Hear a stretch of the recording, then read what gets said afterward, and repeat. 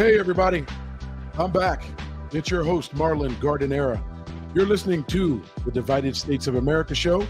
We're here on YouTube Live, Facebook Live, and Twitter. And, of course, you can catch previous episodes on all three venues. I appreciate you tuning in. We took Friday off. Wanted to start a long weekend. Got a chance to do that. But I'm back, ready to go. Today, quick takes on interesting, divisive things in the news. We'll get started. Welcome to the Divided States of America show, where your host, Marlon Gardenera, takes on the most divisive issues in our divided nation. We'll sort through the best and worst of politics and culture, asking questions and looking for answers that our two-ring, two-party circus has failed to provide.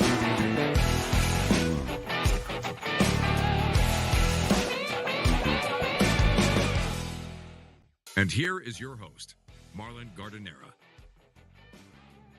Hey, folks. Appreciate you tuning in. I do. I don't know if it's having this impact on you, but I hear the music and I automatically think, hey, that show's coming on. Sometimes I forget I'm the one behind the mic.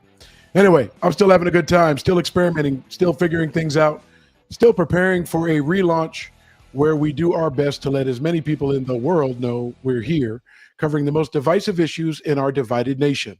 We'll do that weekdays, noon Pacific, 3 p.m. Eastern. You obviously can catch previous episodes of this show on YouTube, Facebook, and Twitter. Share with your friends and family. But you'll know when we reach out to more people. You'll know when the show is being well received because there'll be more talk. Nonetheless, our Facebook group, facebook.com/groups. Anytime we post a question there, we get quite the response. We appreciate people jumping on our Facebook group and weighing in. We hope that they do it thoughtfully and respectfully. Our goal on this show is to discuss those divisive issues. We're not going to be able to come up with solutions for each time we talk, but I think we will be able to find compromise. We will be able to find middle ground. We will be able to identify with where I think most people in our country are, which is, quite frankly, in the middle. And for those folks in the middle, this will be the place for you. You've known about or heard about my interest in the Forward Party. I'm not ready to endorse a party or its leadership or its structures. I'm still learning quite a bit about it. But I know I'm excited because their slogan, their motto is still the same. Not left, not right, forward. And that's something I can get behind. Now, really, the only thing they can do between now and its inception a few weeks ago and the future is screw it up. And obviously, I have high hopes that they don't do that. I hope that they're able to come up with great ways, great methods of I don't know, reaching people who really can't stand the left and right, and people who are willing to let go of the concept that the only way that we're ever going to make progress is for people to try to hold on to the power they perceive they have with the two parties, thereby going along with everything that the two parties want. It's an absurd notion. It's something I really desperately hope that at some point we can get past. Unfortunately, we're not there yet. Right now, we still cling to those two. Our primaries still cling to those two. Power is still, held in those two parties. So people just keep going along with it. And it's unfortunate because we see the divisive line in America goes along with those party lines. There are some other major factors that I think, sort of guide the hate and guide the mistrust and guide the doubt that we talk about every day on this show. But it's easier and it's obvious when it's the two parties. So I'd love to tackle that. Anyway, in the news, I'm going to do some quick takes today. Short show. What I've been doing is doing the shows, having a goal, an outline, a plan, and then watching them, see how they go, see how it flows. The missing piece is growing the audience and having the audience interact, almost like the old days of talk radio where a person could call in, except we're a little bit better here. You should be able to see them face to face. I will be adding the ability to call in, but quite frankly, with the technology that we have and people watching television and podcasts and all sorts of things on their cell phones, what better way than have a conversation with real people than to have the real people on air? And again, it's not about professional talking heads, although we're lining up folks to do that too, so that they can give us some background, some opinion from the educational perspective. But at the end of the day, I want to hear from real people. At the end of the day, we're the ones who vote. We're the ones who have the strong feelings about the things that are happening to us. So those are the people that I want to hear about. Quick takes, quick subjects. Today, number one, biggest thing in the news, Fauci is retiring after 50 years. Now, we all had, if you watched the show, you saw the CDC has come out and the leadership has said they botched the response to the pandemic. If you match the fact that the CDC botched the response to the fact that I think we failed as Americans to unite against a common enemy, an enemy that took out more lives in America than most of the wars, many of the wars we've been in combined and multiplied. We didn't fight that with a unified front. We didn't fight that as if America wanted to defeat something that was coming after us. It doesn't always have to be a person. It doesn't always have to be a sworn enemy. Sometimes it's just a thing. But that thing killed 1 million Americans, likely more, unreported, and we didn't unite to fight it. We took on a 50-state approach. We took on a divided approach with people doubting its existence and its importance and its significance and discounting the value of the lives of older people. And the CDC didn't help because they gave contradictory advice or advice that just didn't pass the basic test, the common sense, like, what are you talking about test that the average person had. 1 week you say do this, the next week you say do that. We're the same people in the same situation. And the answers or the potential response to each was so different. How do you want us to trust you? How do you expect us to look for you for advice if the advice you're giving doesn't make sense? Ultimately, there is no agency in the government that we should just take their word for it and never have questions. I don't think it should work like that.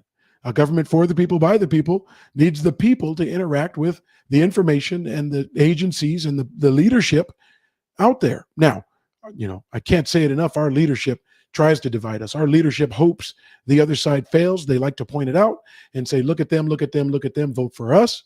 It's not as if they're saying, hey, wait, I think you're going to fail. What if we do this, this, or this? Let's sit down, let's talk. It's, no, they're failing. Point the finger.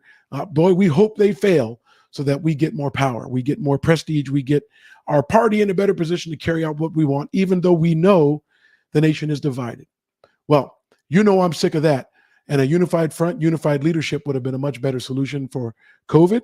But the CDC must do a better job. All government agencies, if they want to maintain the respect and credibility of citizens, have to do a better job. They can't be insulated as such. If you don't do a good job, you get fired like the rest of us in the real world, or when your customer is not happy. In their case, they're still going to get their taxes by force. They're going to take the money out of people's paychecks. So they're funded. That disconnection, that shield that most people in government have is one of the primary reasons people don't trust it. Now, on the other side of that, I know there are some hardworking people. They just go to work like everybody else in the private sector. They want to do their best. They want to raise their family. They need their health care and all of the day-to-day things in life. So I'm not a big believer in these grand conspiracy themes where everybody's in on it. And everybody includes, and let's just use liberal supporters. When something's happening and the liberals are messing up, there's not a single right-wing whistleblower. And when the Republicans are messing up or the conservatives are doing something wrong, are you telling me there's not a single liberal whistleblower ever involved in these mass conspiracies that people want to believe? I just don't believe it. I know individual things happen. I know things can happen, but happening in mass and happening without people not saying something, just not very American. Even the deep state, as we call it. Do I think there are people who do things that they shouldn't be doing? Do I think there are people who do it at a high level? Sure. But the level of secrecy it would take to include lots of people across the board would be interesting. Before I get back to Fauci, I'll just use a very basic example. I still have Facebook engagements with friends and foes, and we talk about things like vaccinations. Obviously, I'm vaccinated. Obviously, I had a booster. I haven't had subsequent boosters. I did get COVID around July 4th, and because I have pre-existing conditions, it was certainly a concern of mine. Survivability, just based on my inability to fight off and fight against different things in my body because of my medical conditions. So I took the necessary precautions. They were necessary for me. I can't speak for other people and say they were necessary for them. And I also can't say that everybody needed to do it. I'll say this. If you wanted to go to the places that required it, you needed to do it. But in your home and in your business and in your life where you have control over things, you didn't. But if you come to someone else's house, you're going to follow their rules. If you go work for an employer, the employer is likely going to tell you what time you need to be at work, what time you need to accomplish your tasks, and what risks you can put other people in. It's almost that simple. Now, I appreciate that people fought. I appreciate that people wanted their rights. I appreciate they wanted their rights even against their employers and the government. I too participated in one of those fights, so I get it. But I also understood one of the choices I always had was to go somewhere else. Now, if you have a fight that you think is because something is unjust, it's discriminatory, it goes against our Constitution. I remember my fight was about the 14th Amendment, 7th Amendment in the California Constitution. So we went after it and we made a difference. I expect people to do that. But as it relates to the tit for tats that sometimes I get to have on Facebook about vaccinations, a person was joking about vaccinations and did you get a fifth booster? And I said, I remember the conspiracy about vaccinations killing people left and right. So this particular gentleman sends me an article talking about insurance companies saying the death rate is up. Now, the article says that they don't believe it's COVID, but I believe the person sent it in the context of death rates are up, and maybe they're drawing the distinction or correlation between that and vaccinations. Listen, if you've got reports or information about vaccinations killing in mass, if they're coming anywhere close to the 1 million lives we lost to COVID, and many of those before we had the vaccine, which has obviously slowed the number of hospitalizations and ICU cases and deaths, because we remember one of the problems was ICUs were filling up and we couldn't treat everyone. We didn't have enough ventilators.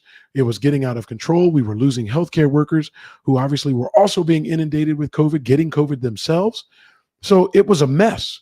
And I think the vaccination, and I'll give the Trump administration credit for fast tracking as much of it as they could. We have it now. And while we're not slowing the cases of COVID, it's spreading rampantly. We are slowing the bottlenecks that were leading people to die. And we're not having as many deaths. So I tried to contrast it when we're having this Facebook conversation with, listen, I know you seem to think that vaccinations are a conspiracy and they're going to kill everyone, but do you have any data to actually back that up?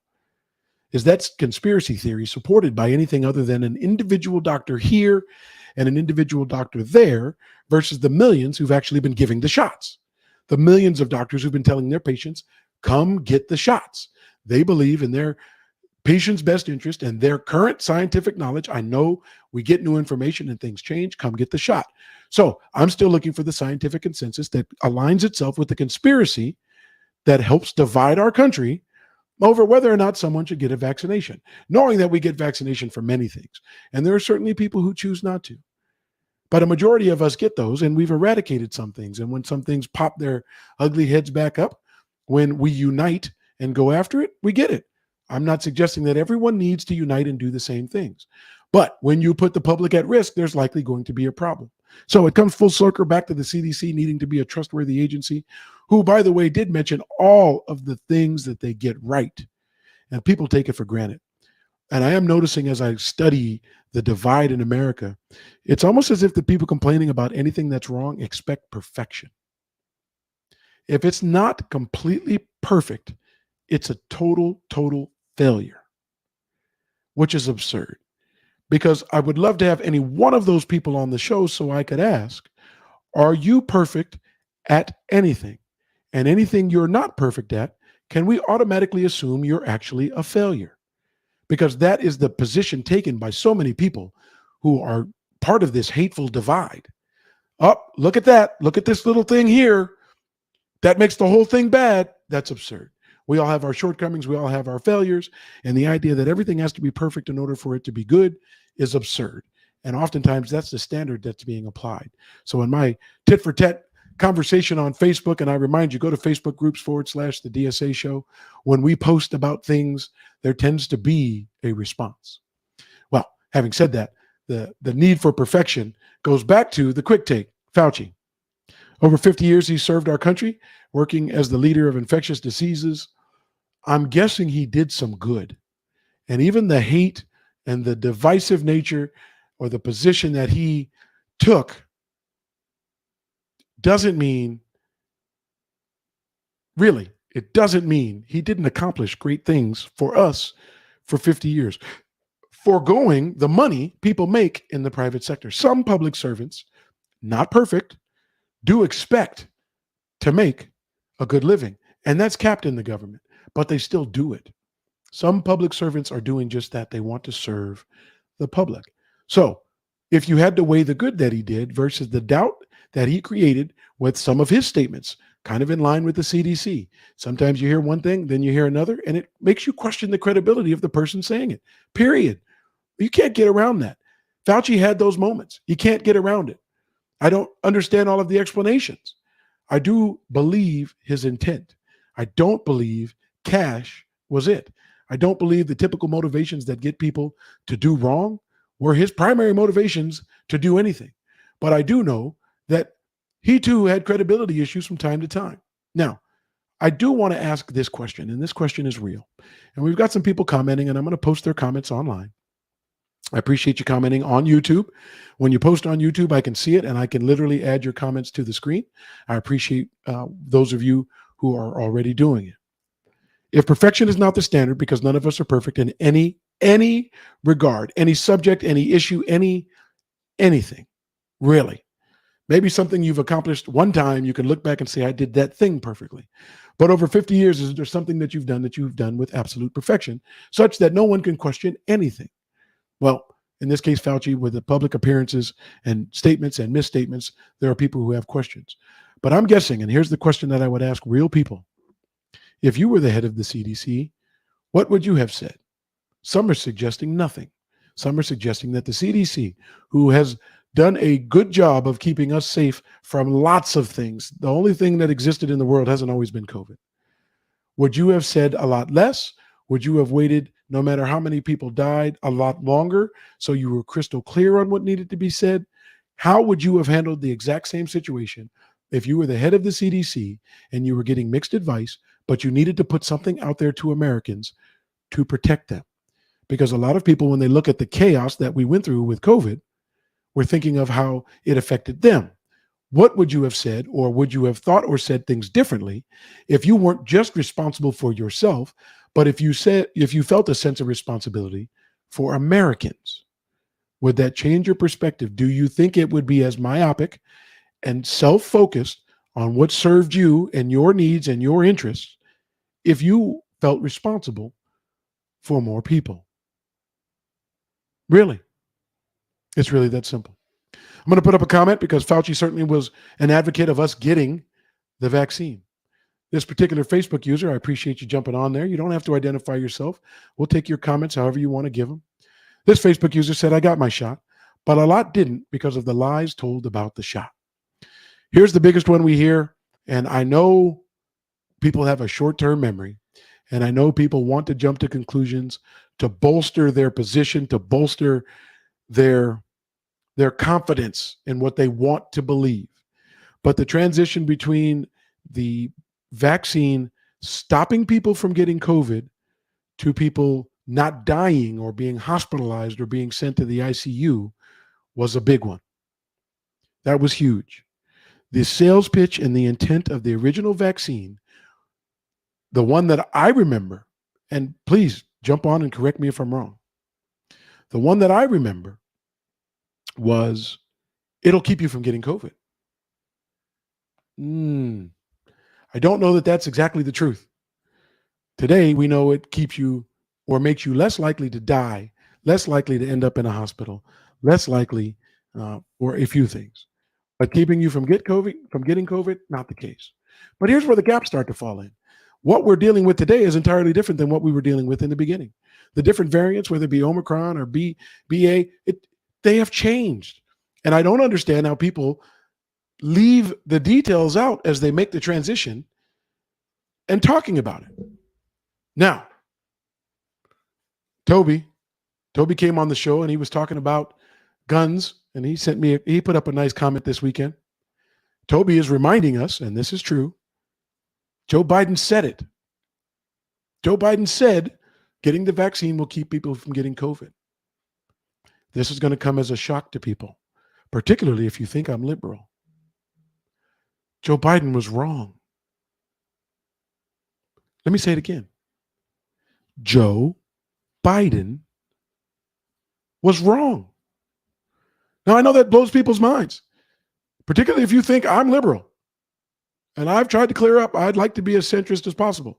I certainly like what feels like reasonable people more than I like unreasonable people. And I certainly think that there have been more unreasonable people in positions of power, and more moderate folks tend to better represent me. What I didn't say is more moderate folks on the right or the left. More moderate folks is what I said. More moderate folks. People more so in the middle. People more likely to represent us.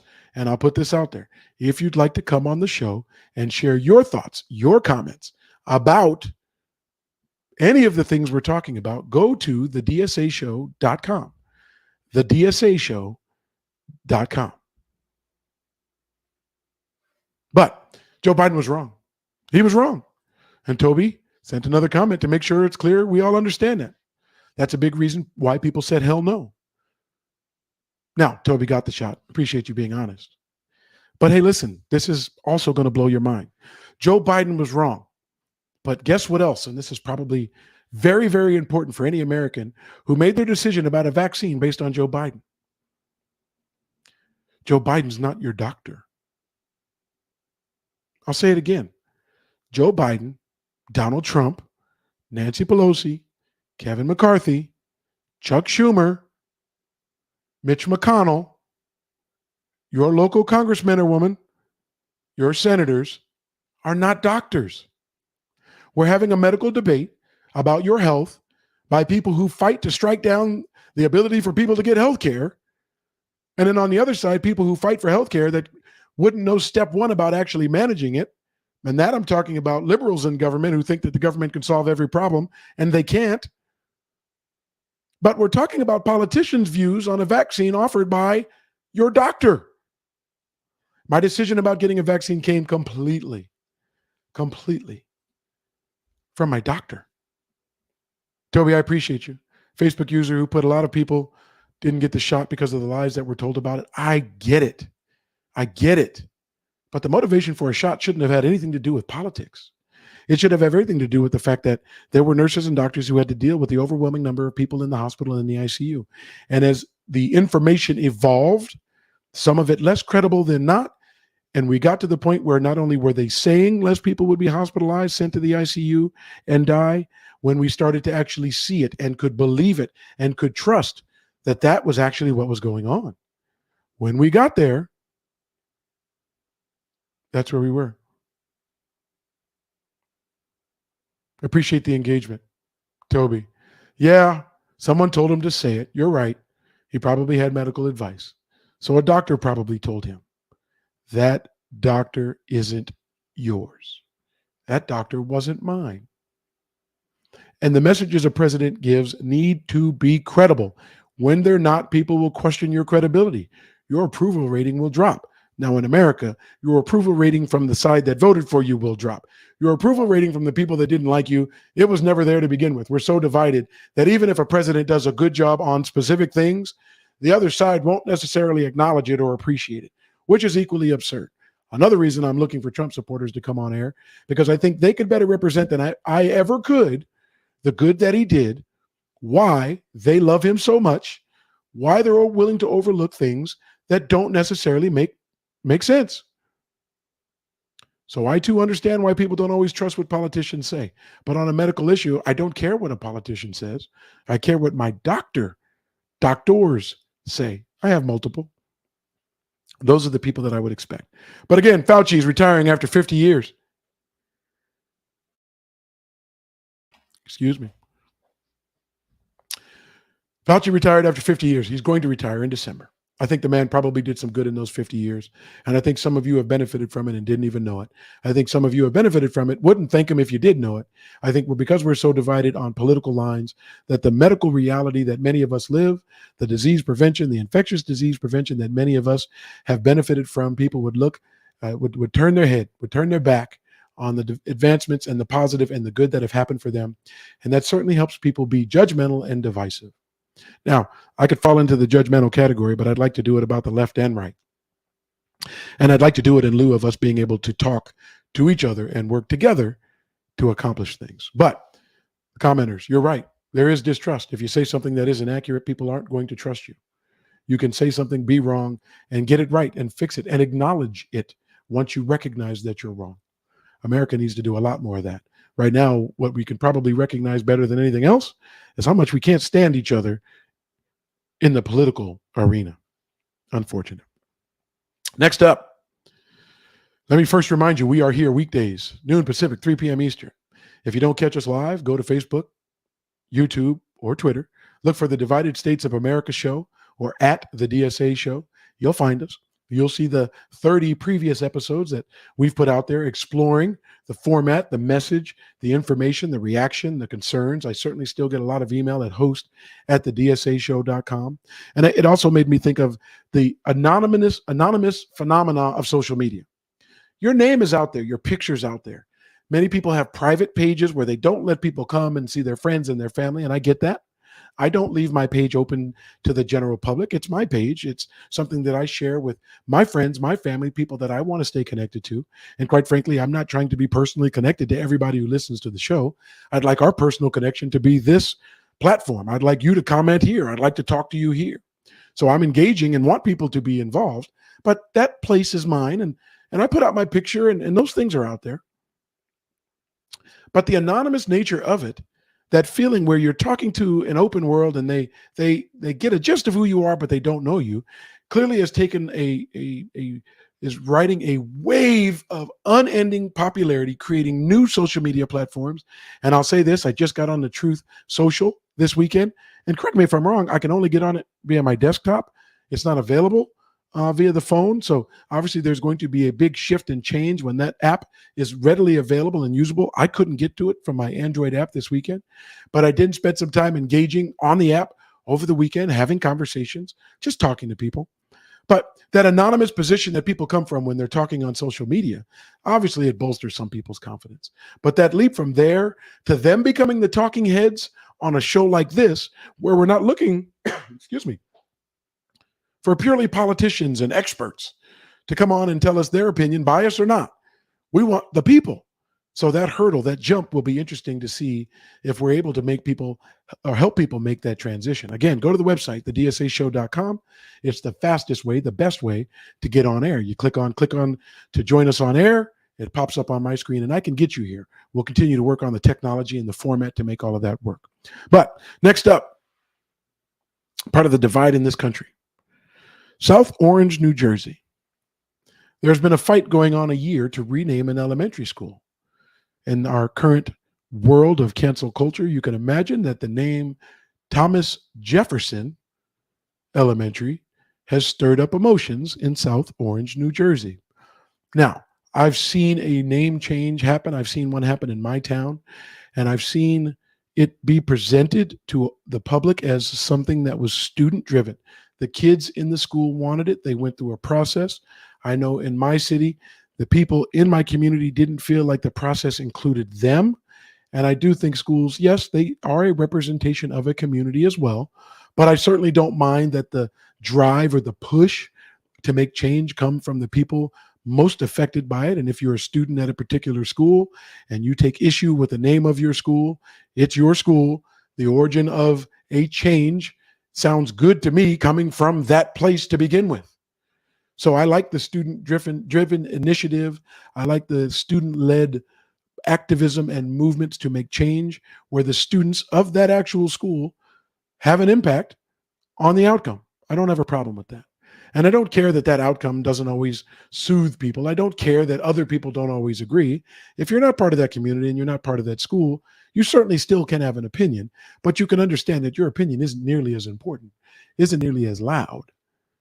It isn't really as loud as the people that are actually there. Really. Having said that, got a comment. Who cares about, well, or who cares what students think? They don't pay taxes. I still do. I do. Homeless patient with mental health issues may not be in a position to pay taxes, but when they get to the hospital, they need their health care taken care of, and they need mental health taken care of as well. I care about people regardless of their position. I do. And if who pays taxes is the only thing that helps a person decide, what does the right say about Trump doing everything possible to avoid paying them and not having paid them for some 19 years after figuring out loopholes and having losses so great that he didn't have to pay them? I'm pretty sure most people wouldn't say he shouldn't have a say because he didn't pay the general income tax that we all had to pay. Just a thought to cover that great comment. I appreciate the comments coming in. Can't show them all, depends on if they're related. But in this case, the students felt strongly, so they pushed to get a change. The new school name is Delia Bolden. This is South Orange, New Jersey. Delia Bolden is the new elementary school name. She is the first Black or African-American student to graduate high school from that area. Literally. So you can imagine the shift. You can imagine the change. There are people who want to hold on to history or communicate very, very clearly that history isn't going to change. You can't hide from it. You can't avoid it. Stop trying to change it. To which I would say, in this version of Quick Takes, not trying to change history, just trying to change the future. Literally, not trying to change history, just trying to change the future. The future does not have to be identified by our history. Our history shouldn't go away, should be displayed, should be known, should be taught, should be crystal clear to everyone involved to decide how that history impacts them currently. If that history doesn't represent you well today, you have the right to change it. And I'm getting more comments about taxpayers being the ones to decide. No. School boards, the 5 people on the school board, I don't think it's a litmus test of whether or not the 5 people, at least in my area, pay taxes. Voting is not based on whether or not you pay taxes. There's a list of things that have no association with taxes. So the idea that people involved in any situation are void from having an opinion by virtue of not paying taxes isn't really a reasonable argument to me, because in just about every board or governing body or every agency or every committee in any way, shape, or form is not relegated by whether or not you pay taxes. But they are very good comments, and I appreciate them. But I don't think taxes are the barometer or the basis of that. They're not. Having said that, how do you feel about this cancel culture? How do you feel about changing the names of schools? And I would say this. Thomas Jefferson is thought to have had 700 slaves. In his lifetime, he freed 1. When he died, he freed 7. Someone posted that meant you had a 1.5% chance of being free under Thomas Jefferson.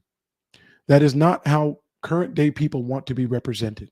Not erasing him, but also not letting his legacy shine on my kids' education, or for the students who felt the same, not letting their future legacy be dictated by the horrors of the past. And I say this to people who can't relate to the idea that there are historic figures who did their best to destroy people like them. If you're a descendant of a slave of Thomas Jefferson is probably not held in the same high level of esteem as he is to the contributions that he made to our country. And I am not trying to cancel the contributions he made to our country. You can't eliminate people's role in our history, but you can't eliminate the bad either. And sometimes people want to look at the good and ignore the bad as if there is no correlation to today. And all of our history correlates to today, all of it. Having said that, if it was student-led and the community was behind it, I don't have a problem with changing the name of something that currently represents you. If it currently represents you, and you are the people who are making the decisions, you are the people impacted in your community, I think that's the way it should go. Great question, great comment. So the renaming of the school, is that new person being vetted? You certainly hope so. You certainly hope that any new name change represents the people in the school and in the community, and that people are okay with their ills. Now, maybe they didn't pay taxes. Well, that didn't stop Donald Trump. Maybe they have a criminal record. what crimes did they commit? I'm hoping that if they committed crimes against children, it's probably not a good idea to name a school after. So I'm hoping, yes, the person has in fact been vetted. It would seem silly if they weren't. It would seem irresponsible to me if they weren't. It would just be irresponsible. Now, the person doesn't have to be perfect. I already touched on that. I think when people do their most complaining, it's because that whoever they're complaining about or whatever they're complaining about, they didn't reach the level of perfection. So people try to break them down as if the whole thing is horrible. Thomas Jefferson wasn't perfect. Should we break him down as horrible? I believe his contributions to our country were great, except the 700 slaves and the 1.5% that he thought were worthy of being freed. It's pretty simple. It's not even really complicated. If you feel strongly that he's such an important character, change the name of your school to Thomas Jefferson.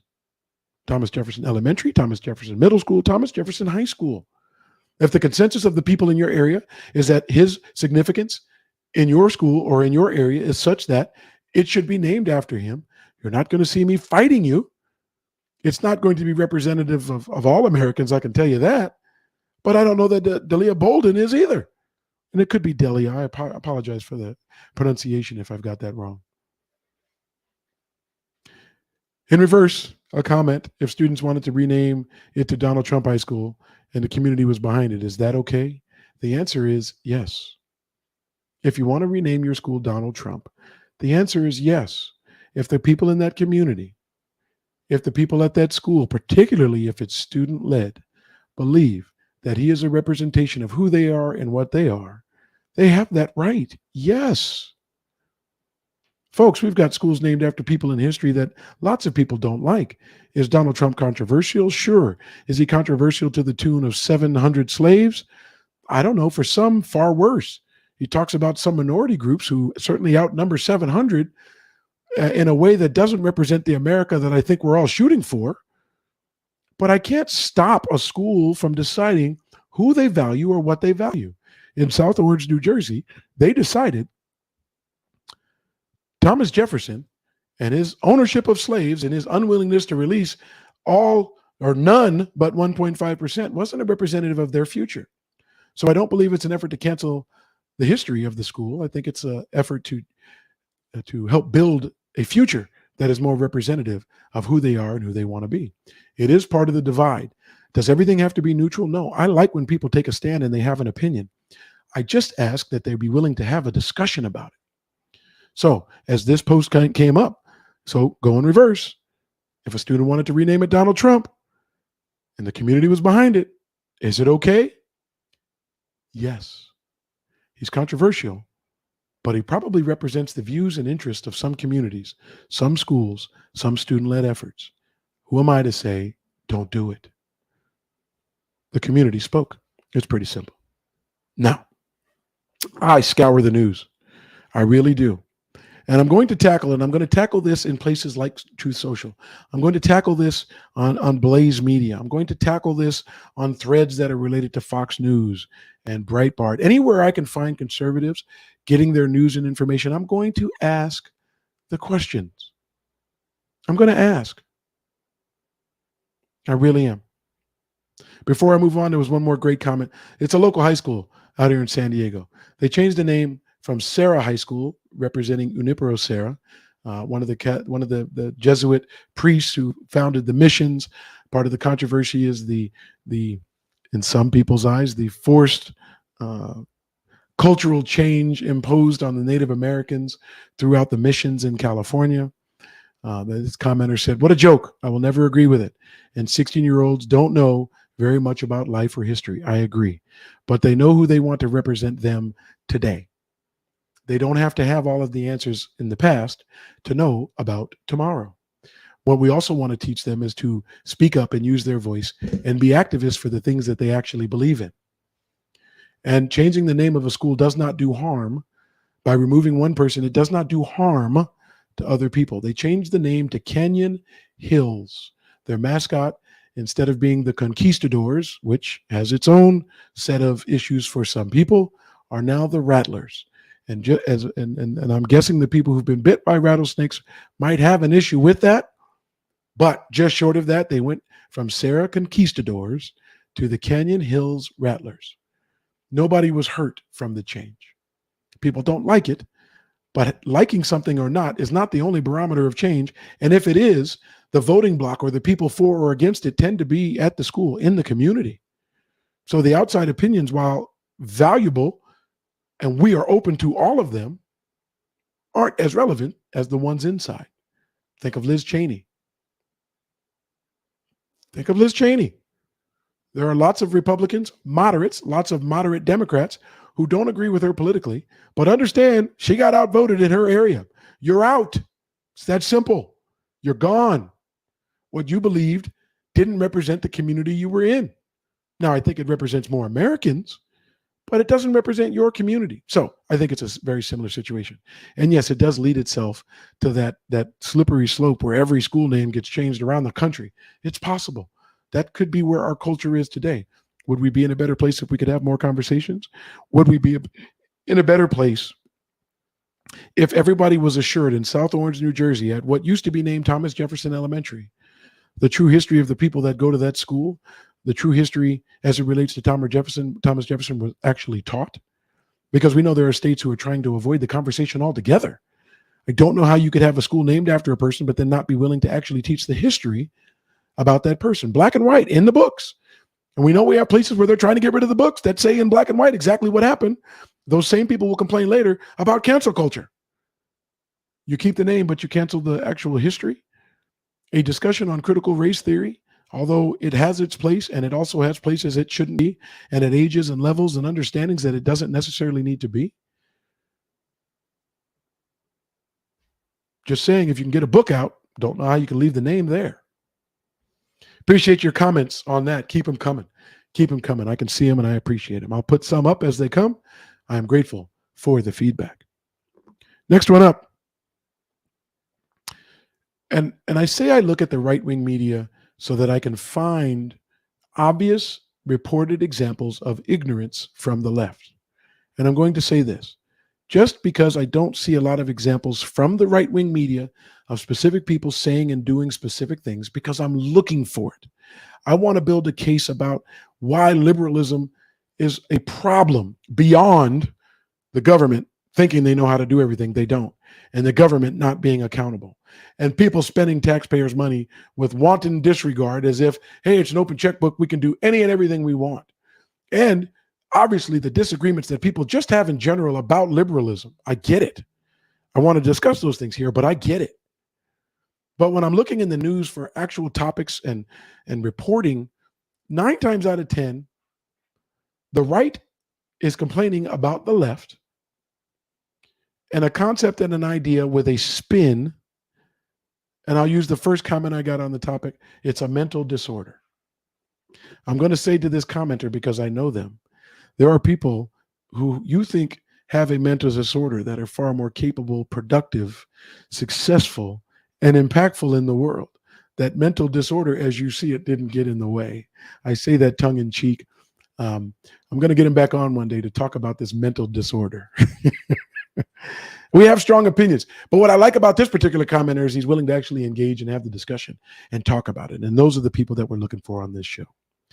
Having got past, it's not a mental disorder. And if it is, and the criteria for being one is as low a bar as the one he's setting, I'm pretty sure the people on the left would call Trumpism by itself a mental disorder.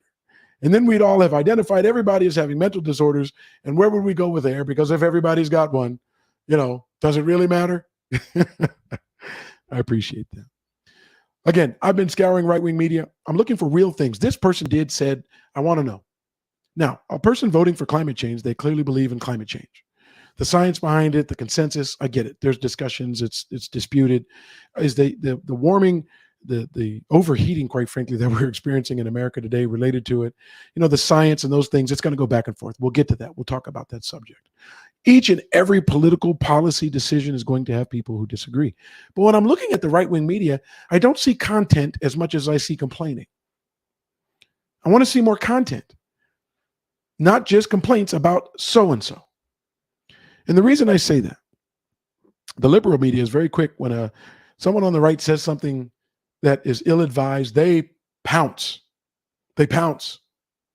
I'm not even going to mention this guy's name. It's stupid. He's stupid. Not his politics, his comment. I don't know his politics. I don't care. There's too many of them.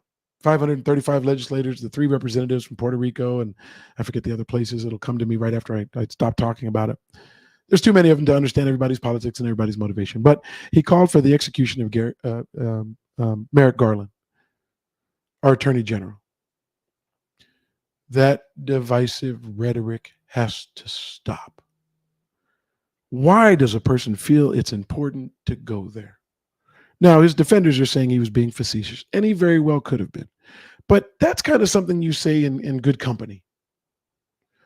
Now, I don't think it's really necessary to say at all, but if you're going to say it, you say it with your buddies. You say it with your close friends who aren't going to go run and tell the media, who aren't going to exaggerate it or blow it up or represent you that way.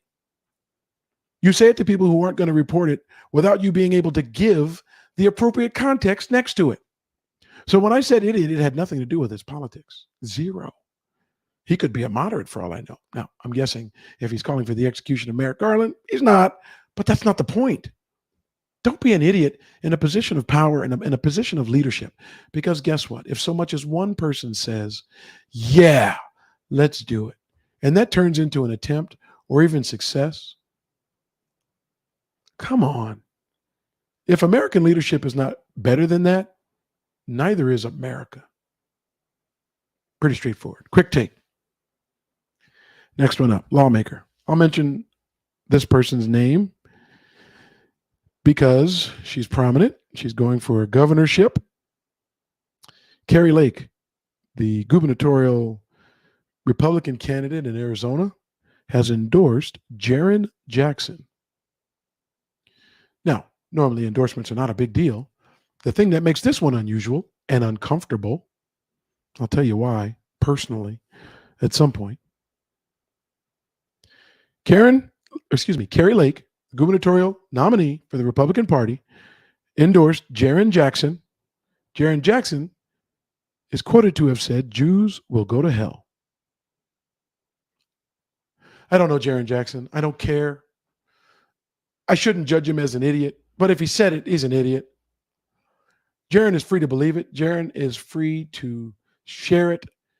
But in our country, where we aspire to be better, if the endorsement helps Jaren Jackson win a seat, he wins that seat, and that voice, that message, that representation, again, would be a stain on America. I don't know why someone gets up in the morning and feels the need to discredit a whole group of anyone. As if you don't have friends in that group, as if the world is ending because of that group. It's not. But we are ridiculous. We are ridiculous in our speech, our patterns, our comments, our rhetoric towards people we disagree with without even knowing them. Hey, Jaren Jackson, come meet some Jews. If you draw the same conclusion at the end of that discussion, so be it. But work a little harder if you want to be in a position of power. Because, and I'll say it again, if our leadership isn't better, neither are we. They represent us. Last quick take. I always say the show is going to be quick, and then 50 minutes later, I look up and say, that's not quick. It's annoying that I can't stick to any time frame. I'll figure that out. This last one I'm going to spend more time on tomorrow. This last one fundamentally has been bothering me all weekend. And while I didn't do a show on Friday, and from time to time I'm going to take Fridays off because sometimes it's just hard to come on a beautiful Friday afternoon and talk about the things that divide us as Americans when I really want to talk about the things that unite us. And those things are out there. America as a whole, we are good and we work towards good. But the people that are the loudest often don't. And unfortunately, they sometimes guide us in one direction or another, or worse, they split us in half. And I think that's where we are. But this next topic is one I'm going to spend some time on tomorrow, and it's bothering me. It's bothering me for a list of reasons. But the most important reason is these are people. The subject is outing FBI agents. Show the tape of the agents raiding Donald Trump's Mar-a-Lago home and out them. Why? If for no other reason than revenge, or the hope that people take up arms or threaten or protest or harass people doing their jobs. Why? There's speculation that the person inside the White House who likely, or maybe, I don't want to be a part of it, maybe tipped off the FBI that there were still documents there might have been a Secret Service agent who had an obligation both to protect Donald Trump physically, but also an obligation to their oath to protect America. Having said that, they likely have an obligation to report that. If they did, can you imagine outing them? And although they are willing to sacrifice their life and take a bullet for Donald Trump, people will come after them for reporting wrongdoing or knowingly withholding information that's been requested by the government, classified or not. Is that who we are? Is that where we are? Where the idea is to out FBI agents for revenge? Or to out, I mean, I can't even imagine a logical reason why we would consider it. I can't. But that's what's happening. And my question is why? We'll talk about that and a lot more tomorrow. That's it for today's show. I said it was going to be brief. I didn't even come close. Wanted to do quick takes on a number of subjects we covered. Fauci retiring. There'll be lots of debate and discussion about that. South Orange, New Jersey, Thomas Jefferson Elementary School being changed to Delia or Delia. I think it's maybe Delia Bolden, the first graduate of high school in that area. It's reported to be student-led. Obviously, we hope the community is behind it. The school tends to be a reflection of the people there, the people who've been there, the people who will go there in the future, and the community. GOP candidate who suggested that Merrick Garland be executed. The GOP candidate who endorsed Jaron Jackson, who said Jews will go to hell. Wouldn't it be nice if these topics didn't exist? America wouldn't be harmed if the topics didn't exist. We'd be okay. We literally would be okay if these topics weren't the things that divide us on a day-to-day basis. Again, we'll be here weekdays at noon Pacific, 3 p.m. Eastern. You're listening to the Divided States of America show. I am your host, Marlon Gardenera. I appreciate those of you who tune in live. I'm also grateful for those of you who are catching this at a later date. It is available, all 31 episodes now. We are soon going to relaunch and make sure we're talking to the masses and get those masses on air so you can hear from real people about real issues. This show is designed to take on the most divisive issues in our divided nation. We are grateful for your participation. We look forward to hearing you being a part of the Divided States of America show tomorrow. Thanks for tuning in. Thanks for watching the Divided States of America show. If you enjoyed this episode, please consider subscribing to the channel and share this video with your family and friends.